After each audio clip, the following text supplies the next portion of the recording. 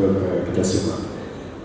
Begini Pak, terlepas apa yang tadi disampaikan oleh para ahli, bahwa kebetulan kami mungkin bersama-sama dengan Ibu Sarti Proparso itu dari 2014 juga. Jadi, seiring berkembangnya perjalanan hasil pelepasan varietas ini, ternyata ada satu hal yang mungkin kita tidak boleh lupakan juga Pak, bahwa di tembakau itu mungkin seperti yang sering Prof. Warso bilang, bahwa tembakau itu unik.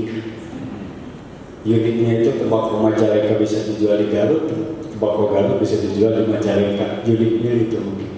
Tapi yang ingin saya sampaikan bahwa kearifan lokal, bahwa selama ini kami sudah di 9 kabupaten melaksanakan sosialisasi hasil pelepasan ini, ternyata masih ada yang kekeh istilah Sundanya, bahwa ini varietas yang telah dilepas ini mempunyai keunggulan dari masing-masing varietas ini, baik dari segi kualitas, cita rasa dan mutu, tetapi masih ada yang bahwa yang biasa kami tanam dari zaman nenek moyang kami adalah yang jenis ini. Mungkin seperti yang tadi Prof. Warso sampaikan, secara fisik mungkin sama, namanya yang berbeda aja.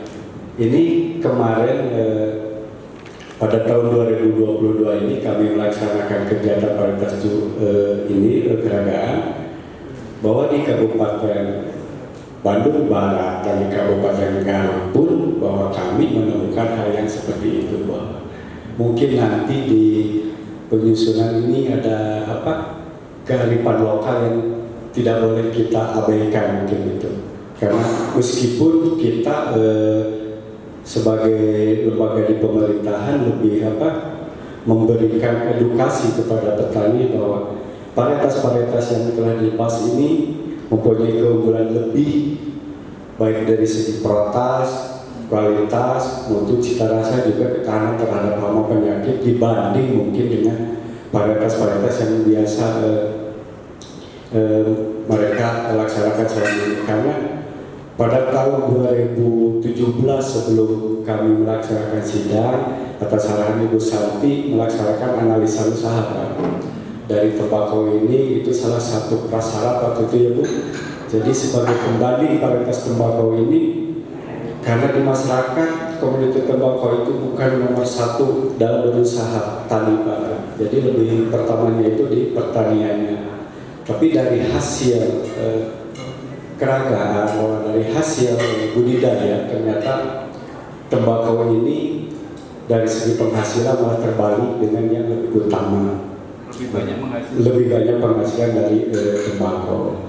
Dan itu pun kami kemarin bersama Pak Norman keliling di 4 kabupaten pun hal yang sama mereka ungkapkan.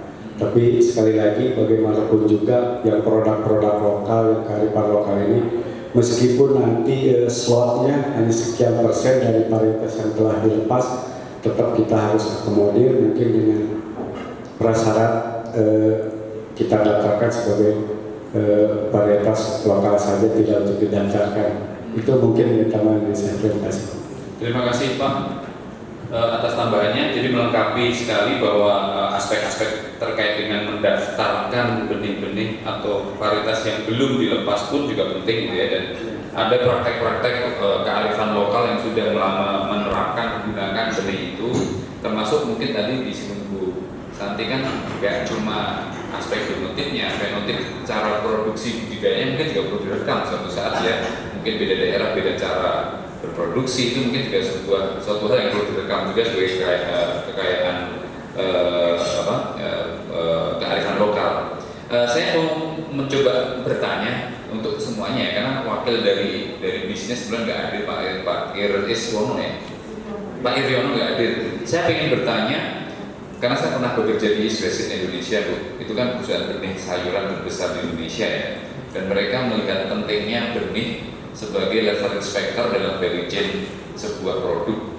Jadi benih itu kan komponen yang hanya diperlukan maksimal 10% dalam sebuah cost produksi.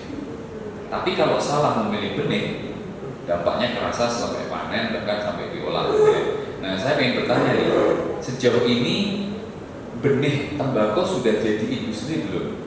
Kan orang kan membuat benih juga ada visi ke sana tuh, seperti di Salikan waktu itu saya, kita membuat R&D kerjasama dengan Balitsa lah, dengan siapapun, itu dapat galur yang bagus, diuji coba, dilihat prospek komersialnya, dan dijadikan industri benih. Nah di tembakau sendiri ada visi ke situ atau sudah adakah yang memikirkan untuk memproduksi benih tembakau sehingga nanti petani atau penangkar dia beli benih, dia cukup membuat seedling. Bahkan kalau di sayuran, seedling itu atau penyemen itu sudah sekarang ada bisnis yang besar sekali tuh. Nilainya mungkin di Indonesia bisa sampai 7 triliun, kurang mungkin 2 triliunan ya, yang menyemaikan. Jadi industri benihnya sini sudah ada value-nya sekarang di Indonesia sekitar 40 triliun. Penyemaian itu juga growing sekarang. Salah satu mitranya Isles misalnya itu dia bisa sampai 700 juta omset melakukan seedling, ya, membenihkan saja, membibitkan saja. Nah di tembakau seperti apa? Mungkin ada insight bisa ditambahkan, mungkin barangkali silakan. Karena SOP ini penting buat